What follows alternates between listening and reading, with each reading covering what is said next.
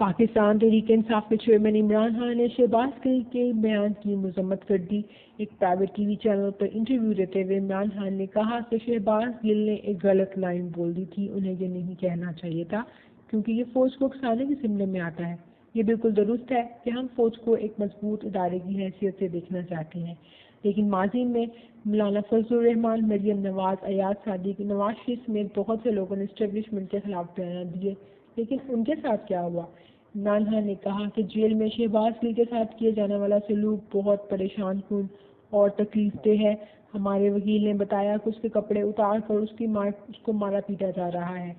سابق وزیر اعظم نے کہا کہ پولیس تشدد کر رہی ہے تاکہ اس کو ذہنی طور پر توڑا جا سکے، اور وہ یہ کہ میں نے اس کو ایسا بیان دینے کے لیے کہا، لیکن اگر عمران خان کو کچھ کہنا ہے تو اس کو شہباز گل کی ضرورت بالکل بھی نہیں۔ عمران خان نے بتایا کہ شہباز گل سے پولیس بار بار یہ سوال پوچھ رہی ہے کہ بتاؤ کہ میرے اور لیفٹیننٹ جنرل فیض حمید کے درمیان کتنی بار ملاقاتیں ہوئی اور ان میں کیا بات ہوئی، اور دوسرا سوال جو وہ بار بار پوچھ رہے ہیں وہ یہ ہے کہ عمران خان کھاتے کیا ہیں۔